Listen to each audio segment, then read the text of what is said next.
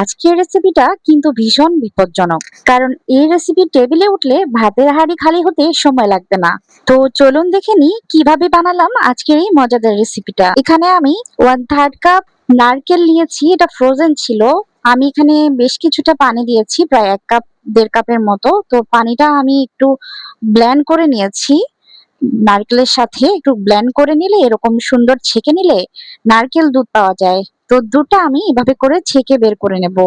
আর যে এক্সট্রা নারকেল গুলো ছিল এগুলো ফেলবো না, এগুলো আমি আবার ব্লেন্ড করে নেব। আর পানি দেব না, অল্প পানিতেই এগুলো ব্লেন্ড করে নেব। তো আমি যে আঁশগুলো আছে নারকেলের, এগুলো আবার ব্লেন্ড করে নিচ্ছি। তো এগুলো ব্লেন্ড করে নিয়েছি, আমি এখন একটা বাটিতে তুলে নিচ্ছি। একদম মিহি করে আমি এগুলো পেস্ট করে নিয়েছি। তো এটা আমি একপাশে রেখে দিচ্ছি। আর এখানে আরেকটা পেস্ট রেডি করছি, সেটা হচ্ছে কাঁচা পেঁয়াজ। 2টা মাঝারি সাইজের কাঁচা পেঁয়াজ নিয়েছি, আর নিয়েছি 6-7টার মতো কাঁচা মরিচ। ঝালটা আপনাদের পছন্দ অনুযায়ী দেবেন। এখানে আমি অল্প একটু পানি দিয়েছি যাতে ব্লেন্ড করতে সুবিধা হয়। কাঁচা মরিচ আর পেঁয়াজটা খুব ভালো করে ব্লেন্ড করে নিয়েছি, এগুলো একপাশে রেখে দিচ্ছি। এখানে আমি 10-11টার মতো চিংড়ি মাছ নিয়েছি। আর এখানে আমি হলুদ, মরিচ, ধনিয়ার গুঁড়া, জিরার গুঁড়া আর লবণ দিয়ে দিচ্ছি সামান্য করে। আর এখন একটু ভালো করে মিশিয়ে নিচ্ছি আলতো হাতে।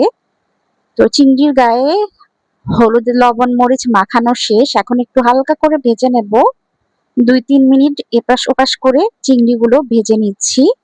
প্যানে আমি 2 টেবিল চামচ তেল দিয়েছি, সেই তেলেই চিংড়িগুলো ভেজে নিচ্ছি। চিংড়ি বেশি ভাজা যাবে না, কারণ বেশি ভাজলে চিংড়ি শক্ত হয়ে যায়। তো ওপাশে যখন একটা সুন্দর কালার এসে গেছে, লাল হয়ে গেছে, এটা আমি উল্টে দিচ্ছি। আর উল্টে এপাশও 1 মিনিট বা 1.5 মিনিট ভেজে নেব। এগুলো ভাজা হয়ে গেছে, এখন আমি এগুলো উঠিয়ে নেব। এখন এই তেলের মধ্যে আমি পেঁয়াজ দিয়ে দিচ্ছি, অল্প সামান্য পেঁয়াজ। একটা ছোট সাইজের পেঁয়াজ আমি এরকম কুচি করে দিয়েছি, আর এটা একটু বেরেস্তার মতো করে ভেজে নিয়েছি। এটা আসলে পুড়ে যাচ্ছিল, তাই আমি দ্রুতই পানি দিয়ে ফেলেছি, যেটা স্কিপ হয়ে গেছে। সামান্য পানি দিয়েছিলাম, আর যে পেঁয়াজ বাটা এবং কাঁচামরিচটা রেডি করেছিলাম সেটা দিয়ে দিয়েছি। আর এখানে আধা চা চামচ রসুন বাটা আর আধা চা চামচ আদা বাটা দিয়েছি। এখন আধা চা চামচ হলুদের গুঁড়া, আধা চা চামচ লাল মরিচের গুঁড়া, আধা চা চামচ ধনিয়ার গুঁড়া এবং আধা চা চামচ জিরার গুঁড়া দিয়েছি। স্বাদ মতো লবণ দিয়েছি। এই গ্রেভিটা যখন একদম ভালো করে কষানো হয়ে গেছে আর উপরে তেল উঠে এসেছে, তখন চিংড়িগুলো দিয়ে দিচ্ছি। এই ভেজে রাখা চিংড়িগুলো আমি এখন এই ঝোলের মধ্যে কিছুক্ষণ কষিয়ে নিচ্ছি এপিট ওপিট করে। এই চিংড়িগুলো খুব ভালো করে কষিয়ে নেওয়া হয়ে গেছে। এখন আমি যে নারকেল বাটাটা রেডি করেছিলাম সেটা দিয়ে দিচ্ছি সম্পূর্ণটাই। এই নারিকেল বাটা দেওয়ার পর চিংড়ির মালাইকারির যে আসল চেহারা সেটা কিন্তু চলে এসেছে, দেখতেই পাচ্ছেন অনেকটা ক্রিমি একটা ভাব কিন্তু চলে এসেছে। তো এটাও আমি খুব ভালো করে একটু কষিয়ে নেব। এই নারিকেল বাটার যে একটা স্মেল আছে সেটা যেন চলে যায়, খুব ভালো করেই কষাতে হবে সময় নিয়ে। আর এখন আমি নারকেল দুধ যেটা রেডি করেছিলাম সেটা সম্পূর্ণটাই দিয়ে দিয়েছি। আর দিয়ে এটা খুব ভালো করে রান্না করে নেব। এখন এটা ঢেকে মিডিয়াম হিটে রেখে কুক করে নিতে হবে। আর আপনারা গ্রেভি যেমন পছন্দ করেন, অনেক বেশি চাইলে বেশি রাখতে পারেন, আবার একটু ঘন ঘন গ্রেভি চাইলে সেটা করে নিতে পারেন। তো আমি একদম মাখা মাখা গ্রেভি রাখবো, একদম শুকিয়ে ফেলবো না।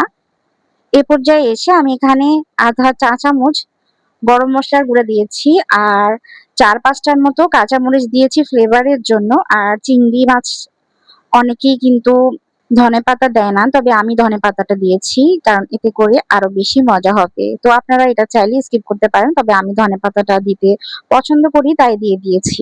এই চিংড়ির মালাইকারি যদি খাওয়ার টেবিলে থাকে, তাহলে আপনার ডায়েট করার প্ল্যান কিন্তু ভেস্তে যেতে পারে। এতটাই ক্রিমি আর এতটাই মজাদার। তো আজকের রেসিপিটা আপনাদের কেমন লেগেছে ঝটপট কমেন্টে লিখে ফেলুন। আর আমাদের রেসিপিগুলো আমরা কিন্তু খুব সহজ ভাষায় এবং খুব সহজ করে আপনাদের সামনে উপস্থাপন করার চেষ্টা করি। আশা করছি আপনাদের কাছে আমাদের রেসিপিগুলো ভালো লাগে। যদি ভালো লাগে একটা লাইক দিয়ে দিতে পারেন। আর চ্যানেলটি সাপোর্ট করার জন্য সাবস্ক্রাইব করে পাশেই থাকতে পারেন। আজকের মতো এখানেই বিদায় নিচ্ছি। আবার দেখা হয়ে যাবে ইনশাল্লাহ নতুন কোনো রেসিপি নিয়ে। আজকের মতো আল্লাহ হাফিজ।